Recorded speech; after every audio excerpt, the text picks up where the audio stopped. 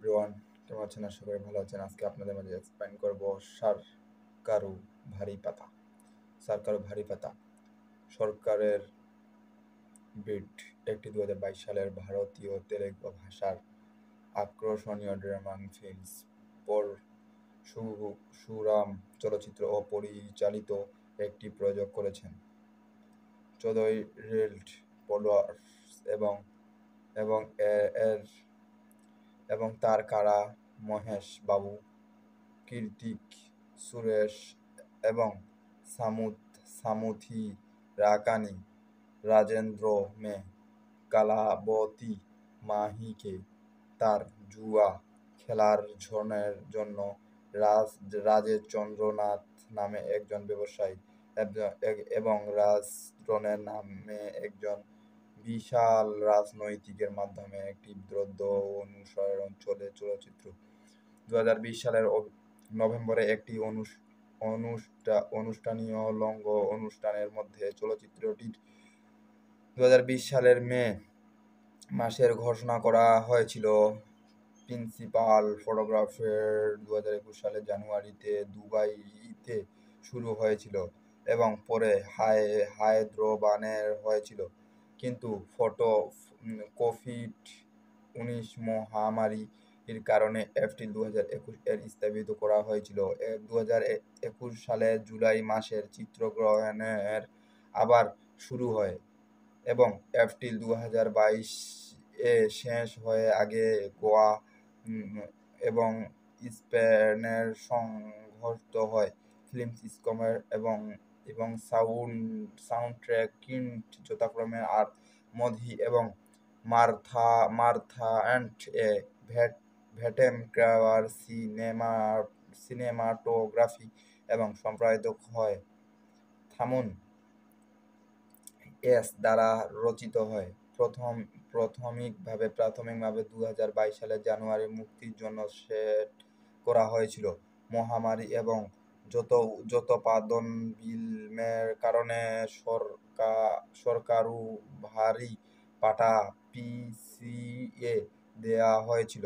এটি অবশ্যই 12 মে 2000 এ একটি থিয়েটারে মুক্তি পেয়েছিল এবং সমালোচকদের কাছ থেকে মিশ্র পর্যায়ক্রমে পৌঁছেছিল। চলচ্চিত্রটি বিশ্বব্যাপী প্রায় 180 কোটি আয় করেছিল। 2020 সালে তৃতীয় সর্বোচ্চ আয় তেলুগু চলচ্চিত্র পরিচালনা হয়েছিল। পরিচালনা করেছেন পরশুরাম, লিখেছেন পরশুরাম দ্বারা উত্পাদিত নবীর ইয়ারনেনি ইয়ালামাঝিলি রবীন্দ্রস রামচন্দ্র। অভিনয় করেছেন মহেশ বাবু, কীর্তিক সুরেশ, সামুথিরাকানি। সিনেমা ফটোগ্রাফি আর মাধি দ্বারা সম্পর্কে মার্থা অ্যান্ড কে ভেটকেটার দ্বারা সঙ্গীত থামান এস উৎপাদন। ছবিটি মুক্তির তারিখ 12 এপ্রিল 2022। সময় 1 ঘন্টা 61 মিনিট। দেশ ভারত, ভাষা তেলুগু। আমরা জানবো মুভিটির পটভূমি। মহেশ মাহি একজন ব্যবসায়ী যিনি নিয়ামিতের মাহি ফাইন্যান্স কর্পোরেশন নামে তার নিজ ধন সংক্ষিপ্ত করেছিলেন। ঋণ পরিশোধে ব্যর্থ হয়ে তিনি তার ধনের জীবনের নরকে পরিবর্তন করেন।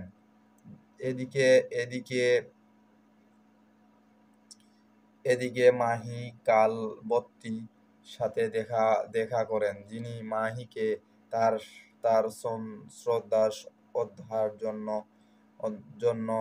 100K এরপরে 25,000 স্বর্ণ দেওয়ার জন্য অনুরোধ করেন। মাহি ধার দেন এবং শীঘ্র কালবত্তি প্রেমে পড়েন। যাই হোক, মাহি জানতে পারে যে কালবর্তী একজন জুয়া আসক্ত এবং তাকে স্বর্ণের জন্য প্রতারণা করেছিল।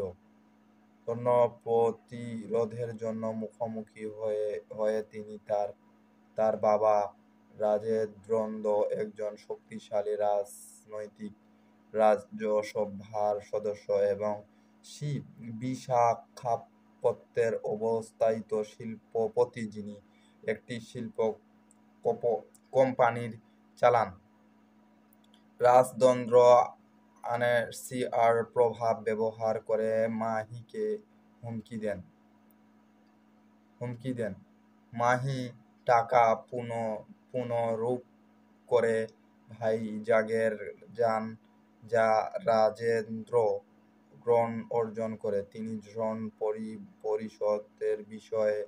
পরিশোধের বিষয়ে মিডিয়ায় দৃষ্টি আকর্ষণ করে এবং প্রকাশ করে যে রাজেন্দ্র তার কাছে 100 কোটি $1.3 বিলিয়ন পাওয়া যায়।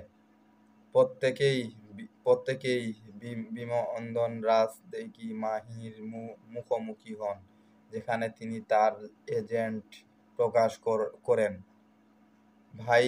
ভাইজাগে আসার আগে মাহির স্টেট ব্যাংক এবং উৎস এর কর্মকর্তা রাজাকুমারীর কাছে থেকে জানতে পারেন যে রাজতন্ত্র শেঠ 100 কোটি $1.3 বিলিয়ন প্রতারণা করেছেন এবং তার আগে বেইনি লন্ডারিং এর জন্য বেস্ট সিল করে দিয়েছিলেন।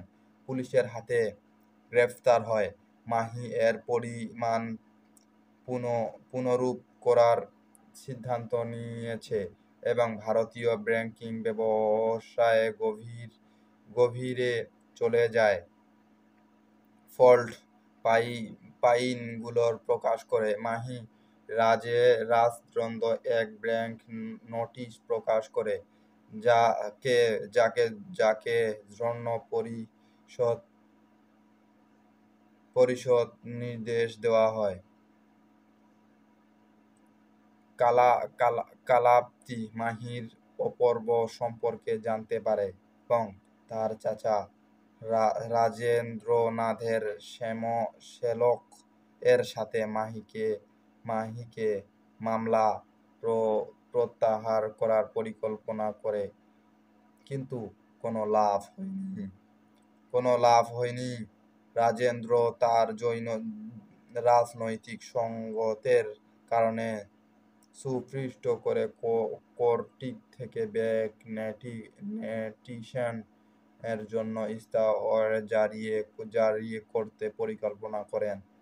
কালবর্তী তার বাবার আসল রং বুঝতে পারে এবং মাহির প্রতি তার সমস্ত প্রসারিত করে, তাদের সম্পর্কে পুনর্নয় করে। মাহি তার এলাকার লোকজনের সাথে রাজতন্ত্র এবং কোটিপতিদের সাথে আর্থিক জালিয়াতির সাথে জড়িত জ্বালিয়ে দেওয়ার সাথে থাকে এবং মাহি তার এলাকার লোকজনের সাথে রাজতন্ত্র এর কোটিপতির সাথে ও আর্থিক জালিয়াতির সাথে জড়িত অন্য ব্যক্তির বিরুদ্ধে ভেস্টবয়েক স্লোগান ব্যবহার করে প্রতিবাদ করার সিদ্ধান্ত নেয়। রাজতন্ত্র অত্যন্ত সতর্ক করেছেন যে তাকে মন্ত্রী পদ এবং রাজসভা থেকে বরখাস্ত করা হবে। রাজতন্ত্র ভাইজাগ এসিপি অজয় কুমারের সহায়তা মাহিকে অপহরণ করে এবং আজকে তাকে শেষ করার সিদ্ধান্ত নেয়। তো গাইজ আজকে মুভি এখন পর্যন্ত ছিল, আশা করি আপনাদেরকে ভালো